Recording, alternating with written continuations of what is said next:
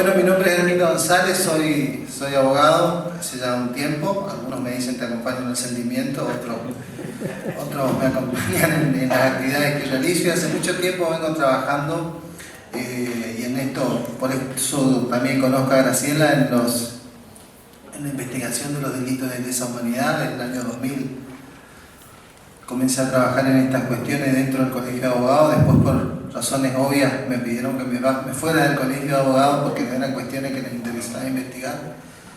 ¿Y por qué traigo a colación este tema? Traigo a colación este tema porque, como todos saben, que la lucha contra el terrorismo de Estado tiene un eslogan que es memoria, verdad y justicia. Y estas cuestiones que nosotros tratamos en estos foros también tienen que ver y están ligadas profundamente a las violaciones flagrantes de los derechos humanos de nuestra comunidad. Entonces, entiendo yo, y creo que entendemos todos, que cuando hablamos de memoria, verdad y justicia, también estas cuestiones requieren de memoria, de verdad y de justicia. Está ampliamente reconocido que este delito cometido por las bandas del crimen organizado tiene el carácter transnacional porque no admite frontera y es propio de la globalización, como muy bien lo decían, dentro de esos tantos males que nos han traído en una década que se ha permitido la instalación plena en nuestro país, sobre todo en la década de los 90, estas plagas nos han comenzado a invadir con mayor fuerza e insisto, como vicios propios de esa globalización. En lo que tiene que ver con la trata, según entiendo, podríamos dividir en tres etapas, ¿no es cierto? La primera etapa, porque hoy bien decía, nosotros tenemos una ley que es la 26364, que es una ley nueva del 2008, como decía la doctora, la fiscal, una ley nueva para un delito viejo. La primera etapa consistía básicamente en la invisibilidad de la problemática, donde quienes militábamos y militaban en tratar de recorrer las distintas regiones del país, concretamente me refiero, por ejemplo, a la provincia de Corrientes, una provincia muy conservadora, donde el machismo y el patriarcado tienen un acento muy fuerte, respaldada detrás de algunas costumbres o religiones de la región y de la provincia, y quienes comenzábamos hace un tiempo a hablar del tema trata de personas, realmente no concitaba mucha atención nuestro discurso, y éramos vistos casi como personas que trataban de transmitir algo que no existía, que no estaba, era algo casi creado por la mentalidad de un grupo de personas que pareciera ser que nos pusimos de acuerdo y comenzamos a hablar de la trata.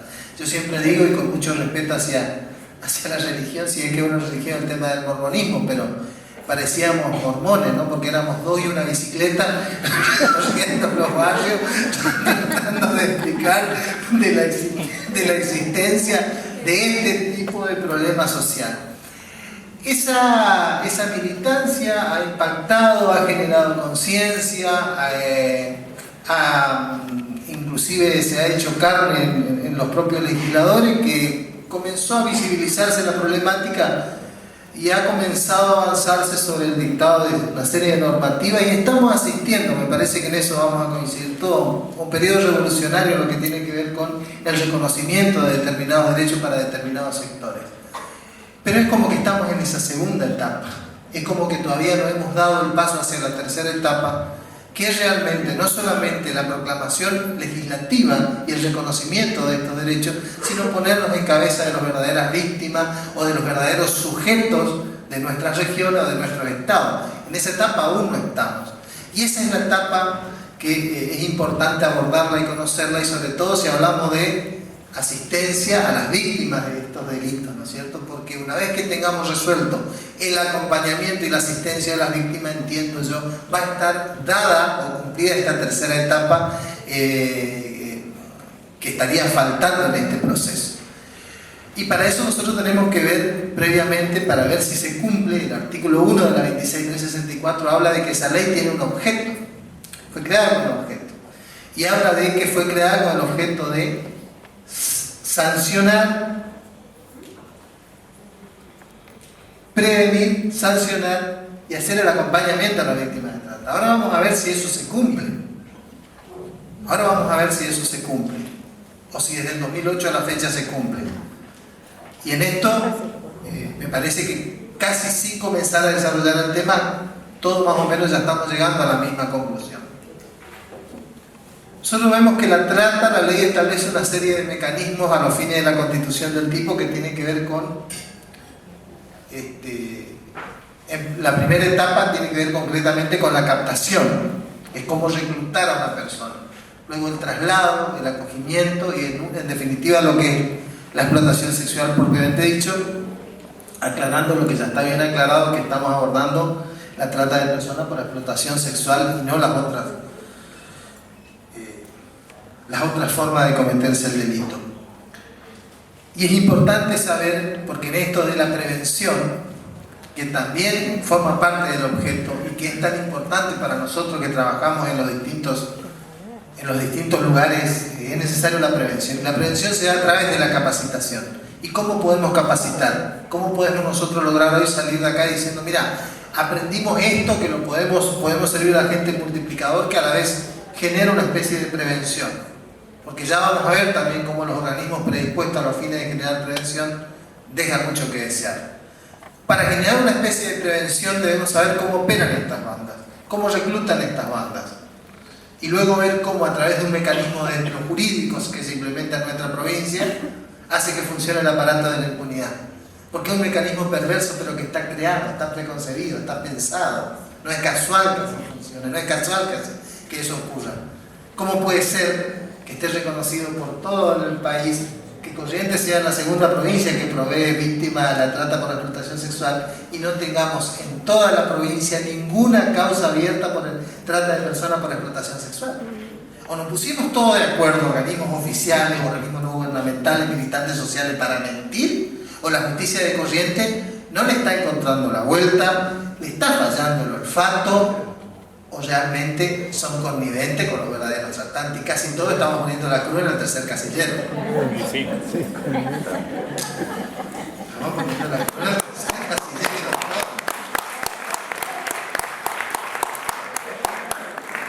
Entonces, cuando nosotros vemos cómo la reclutan, y eso hoy hablaba también alguien que me precedió en el uso de la palabra, que decía el tema por la fuerza, reclutar por la fuerza como mecanismo de reclutar personas para el delito de trata.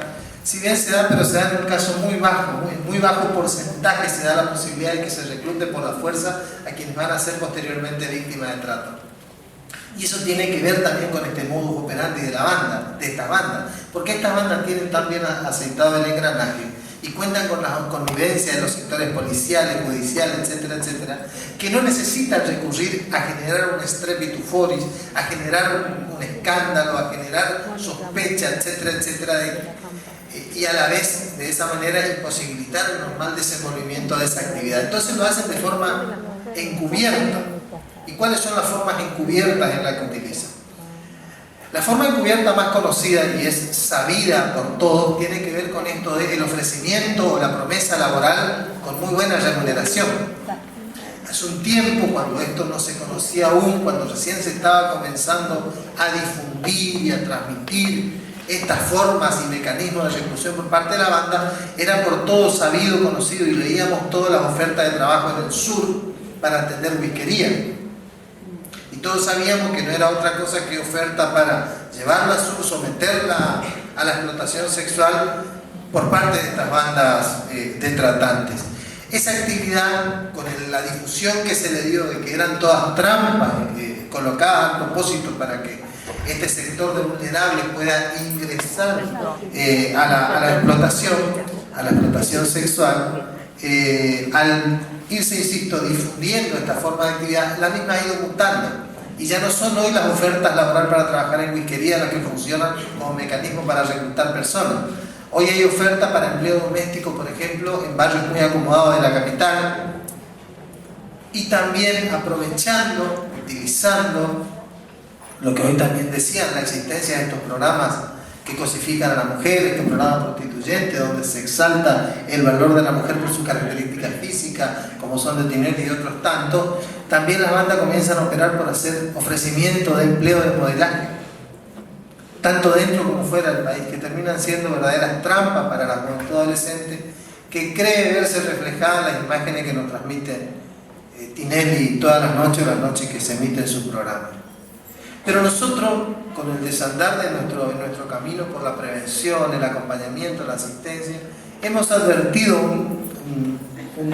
una forma más de reclutar que tienen estas bandas, y que a la vez sirve como base para poner en funcionamiento el verdadero mecanismo de la impunidad y el encubrimiento. Esa nueva forma de reclutar que nosotros hemos advertido es nada más y nada menos que la denominada la del galán. ¿Y quién es el galán? El galán es esta persona que aparece en la vida de quien va a ser la víctima del delito de trata y comienza a seducirla, a enamorarla.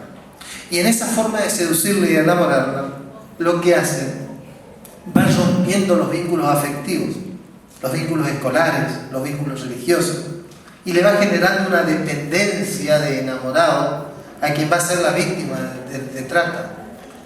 Y cuando está completada su labor, cuando cumplió el objetivo de romper esos vínculos afectivos de esa persona con su entorno, se pasa a la segunda fase, que es la fase de la huida a los Romeo y Julieta, la propuesta de fugarnos, de vamos a irnos juntos, vamos a irnos a vivir juntos. Y ahí se produce lo que se denomina fuga, y que en un 90% no es otra cosa que el paso previo a la entrega de este galán a las bandas de tratantes que luego la van a trasladar y terminar explotando a la víctima. Y ahí comienza a funcionar este engranaje perverso de la impunidad y del encubrimiento. ¿Por qué? Porque los familiares, al advertir la ausencia de su ser querido, de su hija, su prima, etcétera, de su casa, concurren a la sede policial como primer paso a la de su jurisdicción a erradicar la denuncia por la desaparición. Primer obstáculo con el que se encuentran es que no le quieren tomar una denuncia penal por esa desaparición, sino que solamente le toman una exposición por fuga. Y esa palabra fuga tiene toda una connotación negativa, porque le asignan un carácter de huida voluntaria. Se fue porque quiso, se fue con el noviecito, déjele doña, ella ya es grande, ¿por qué para no le cuidó? ¿Qué patado hacía usted? ¿No vio para que tenía novio? Y la mujer que entra a la comisaría, vengo a hacer la denuncia, de a poquito se va achicando, se va achicando, se va achicando y dice, me voy antes que me metan preso. Claro. Y no termina siendo ni la exposición, o como mucho, insisto, hace esa exposición que no tiene entidad judicial y que no instrumenta ningún mecanismo de búsqueda. Termina quedando absolutamente en la nada. Por eso es que la estadística por desaparición de personas es tan fluctuante y tan despareja, en la que tiene que ver la que por ahí tenemos las organizaciones gubernamentales con los organismos oficiales que llevan adelante. Porque también en eso nosotros venimos haciendo docencia, y como ya nos conocen, nos llaman y les toman las denuncias penales por desaparición, pero tampoco se implementa ningún mecanismo de búsqueda. Pero no solo eso, y por eso yo digo que a partir de ahí comienza a funcionar el aparato de la impunidad y del encubrimiento. No solo porque se le toma la denuncia, sino que ahí entra a jugar lo que hoy decía, la cuestión de las competencias. Y hay un dictamen del Procurador General Reyes, y cuando era Procurador General, que había omitido, y sobre todo fue luego del caso Viana, que enseguida vamos a ver donde queda demostrado el tratamiento a las víctimas de trata, cómo no se cumple absolutamente lo más mínimo. Había dado instrucciones directas a los fiscales federales que todo caso de desaparición de personas debían intervenir directamente e investigarse por el delito de trata. Y que de la investigación surja si es trata o no es trata. Bueno, nada de eso ocurre. O te toman la exposición por fuga, con la carga negativa de entender que la chica se fue por su voluntad, o te toman una denuncia penal por desaparición, que si se investiga y en algún momento se descubre dónde está la menor, comienza a desarticularse el delito, a fragmentarse el delito, e investigar por competencia provincial por cada uno de los delitos que entiende se han cometido. Puede ser rapto, puede ser abuso o violación, etcétera, privación de la libertad, todo delito de competencia provincial, pero nunca se le entrega la competencia al juzgado federal para que investigue por trata. Y así es como Corrientes, una de las provincias más pobres de la Argentina, con amplios sectores vulnerables por la situación socioeconómica por la que viven, segunda provincia proveedora de víctimas para el delito de trata por explotación sexual a nivel nacional, no tenga iniciada ni una sola causa por el delito de trata de personas. Entonces, sigamos, luego que se produce se las recluta a las menores a través de estos medios que utilizan la banda, hay una etapa intermedia. La ley habla del desplazamiento como etapa posterior a reclutarlas. Y en esto nuevamente vuelvo a decir lo que nosotros hemos advertido en razón del trabajo de campo en la asistencia de víctimas de trata. Hay un paso previo que es al traslado y que se denomina el ablande. El ablande es el paso posterior a ser reclutada la víctima, donde a través de la implementación o a través de proveerle de droga, alcohol y de ser abusada sistemática y continuamente, se la cosifica, se aniquila esa voluntad psicológica de decisión y esa persona es una cosa. Ahora, ¿para qué los tratantes necesitan que esa persona que fue reclutada esté cosificada? Para pasar al segundo paso tan necesario en